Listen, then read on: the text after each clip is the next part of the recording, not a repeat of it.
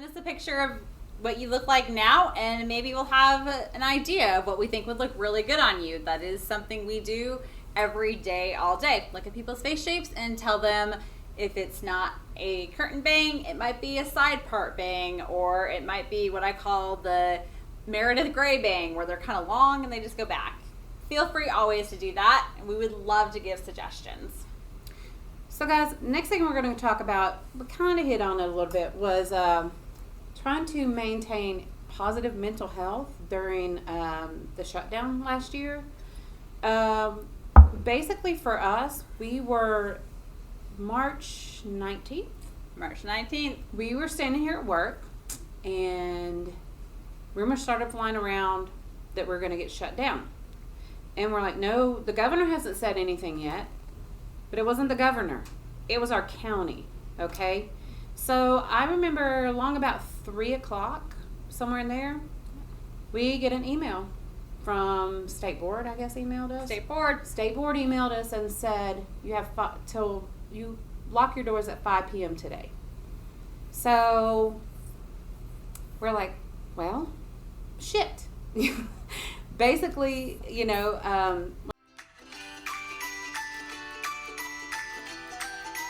what do you want to know? You can ask me anything.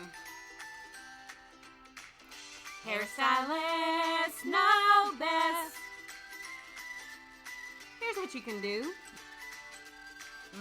Let me tell you. Hey guys, I just want to take some time to talk to you about my hair journey this past year. Typically up to this point, this is what my hair looked like. I would have it parted over like that, and that would be my face. And then Susan said, we should do like 70s inspired shag bangs on you. So we did it. It's kind of changed my life. I know that sounds really stupid, but it's true. A lot of people make a lot more comments. I feel a lot more confident, and it's really changed my entire face structure. So I'm gonna go through real quick. Not everybody's meant to have these bangs, but you might be, or some form of bangs might just change up. Will give you a little kick that you need. So you're not gonna be able to hear me over this, so I'm gonna try to go slow, kind of follow what I do, and then you'll be hearing me with my flat iron.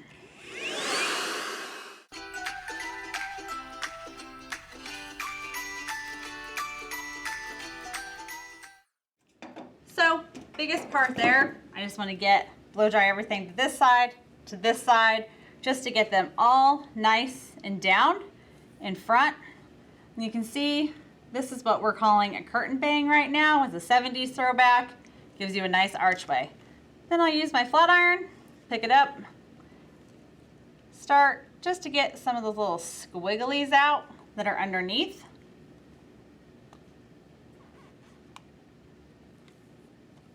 These are bangs that we say if you don't have at least 4 or 5 minutes every morning to offer these bangs, these are not the bangs for you. Kind of curl some of them in. When I say curl, I really mean just kind of bend the end some. Biggest part of these, you want lift here, and then just kind of bring them out. We're not curling them up like we did in the 90s. We're really taking them flat, laying them out. They're back pretty far. And then for the most part, I'll wear my hair straight, curly. Today I had it up in a bun, so I ended up just kind of accentuating those curls. Might come in here, pop a few in.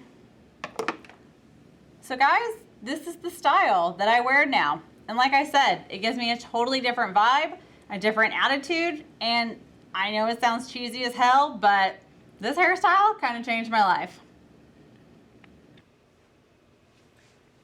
Whew. All right. Feel like a new woman there. so the bangs just like frame so nicely and give her like a really chiseled look here, and even thinner, heavier, whatever. It just gives you a nice jawbone. So the more time went by, the more she's like, I look good, and she was really starting to feel a lot better just because of a haircut, you know. just because or because of a haircut, you know? I would definitely say I love being able to put my hair up and there's still something soft going on. I don't feel so severe and harsh. And the best thing about getting bangs when you're 36 years old is it is the poor girl's Botox. I'm starting to get my 11s right here and it covers those up. I feel younger. It's just a sassy haircut. I tend to be sassier. When I first started working here 4 years ago, Echo had grown her hair all the way out from a pixie cut with no trims. Okay, a pixie cut, and her hair was to about here. In my defense, I was pregnant with a pixie cut, grew it out, had a baby, survived my first year of having a baby, and then decided to open a salon. So the idea of sitting down in a chair and having the time to sit down in the chair for someone to cut my hair didn't happen until the salon was open and I had my first person come along and work with me to take care of that for me. I feel like that timeline needs to happen. Otherwise, it just seems like I'm a slacker. You know, comment below, guys. Let us know, have you had bangs? Did you feel good with them? Did you feel like they made you look like your mom cut your hair in 5th grade? Or, you know, maybe some other hairstyle that you felt like was a huge transformation for you that was like, this is it. This is my hairstyle. Let us know.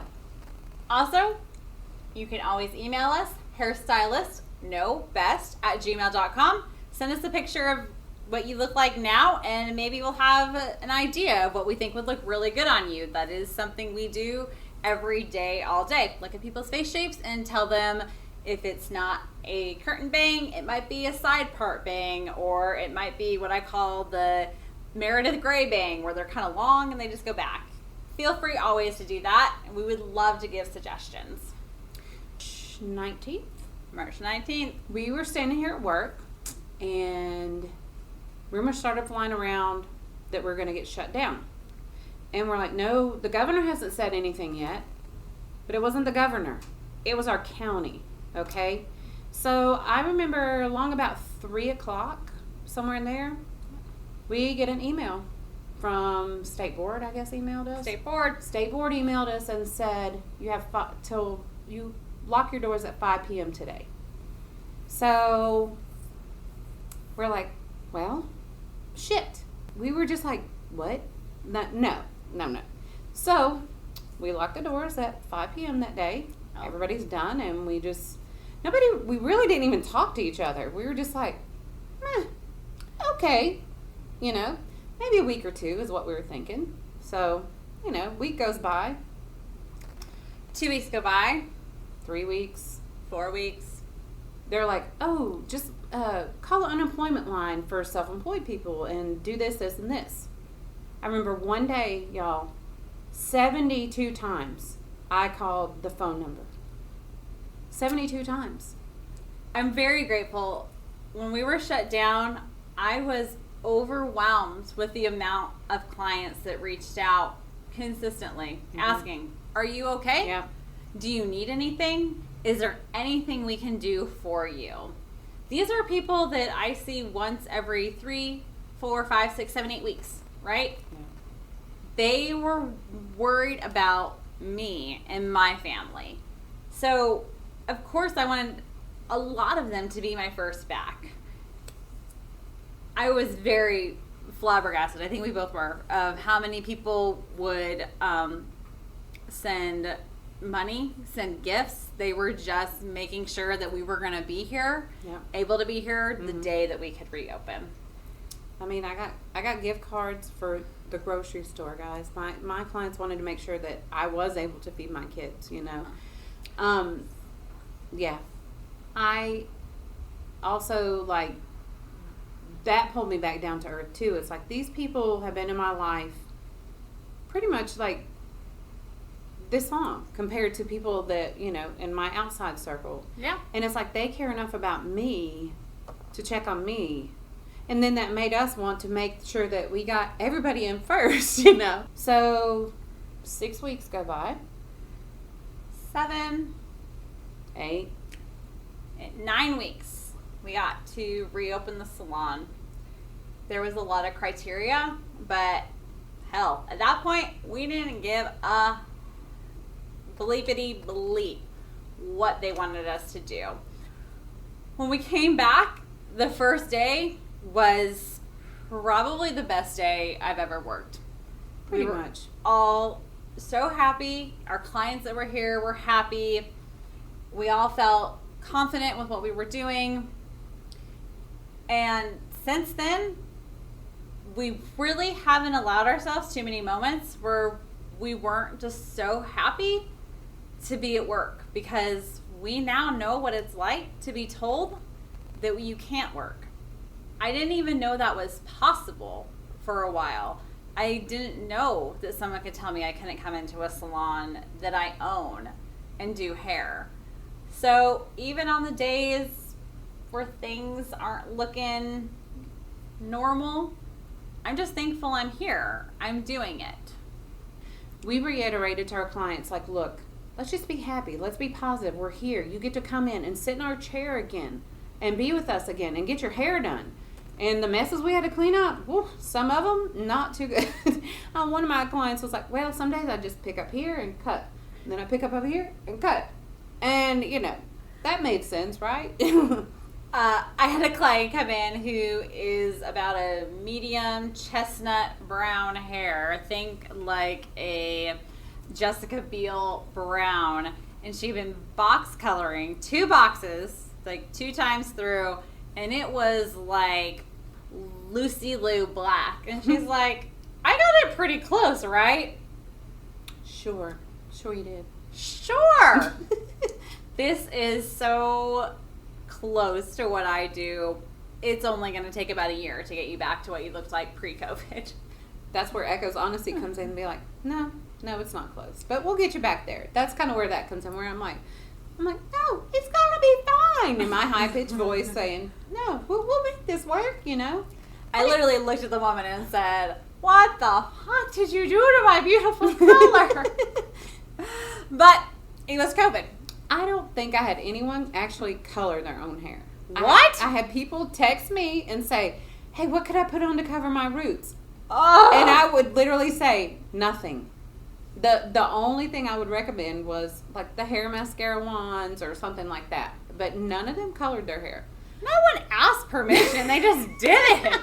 I wasn't like, oh, yes, go to Walmart, aisle 5B, pick up Clairol, 8N. No, they just did it. No. Oh, it's taken to like 6 months to get them back to normal. So whenever I want to start whining and crying and complaining, it doesn't take long for me to hear a story about somebody very close who's going through a much more difficult time, businesses that haven't been able to open up. I have a close friend who owns an aerial art studio. It's a gym. She wasn't able to open for much longer. I just really try every day to remind people that I don't have it that bad. It's okay. We're going to get through this. And I'm going to even take some good things from this past year. This will sound funny, but the past couple years, and this was long before all this happened, I have become an old lady, as in the aspect of I go to bed early at night, and whatever reason, it could be 2:45, 3:30, 4 o'clock, 5 maybe, I wake up and I can't get back to sleep. So at that point, my husband is snoring his head off and I can't shut it out, so I get up. I get up and I go ahead and I start the coffee pot, turn the coffee pot on, and I turn the news on. And if the news is not what I like to hear, I watch something mundane like Say Yes to the Dress, or, you know, just some silly thing that I love to watch, but it's not anything that's making me think about the world right now. It's just something that I shut everything else out and I watch, or I watch something on Netflix, you know, different things like that. But that's my self-care, is to shut everything off, because I know the minute I walk in here, client to client to client, they're going to have something different to say about things. Yeah. So I have to just cleanse myself for the day, and that way I can be positive for my clients. Quick thing I do is when I go home at night, I turn off the radio and I just kind of rub my hands together, and I just think about this washing away any negativity that I maybe picked up that day from people who were having a hard day. And they're allowed to have those hard days. I want to be there for them. I just don't want to take those hard days home to my family, because the most important thing I got from 2020 is I need to spend time with my family. I have one kid, and I don't care if you have 6 kids. Your kid's time is so short. I can't be here all the time. And when I am there, I need to have a positive attitude, and I need to focus on her. Absolutely. So I'm rubbing away whatever it is that just grinded my gears that day.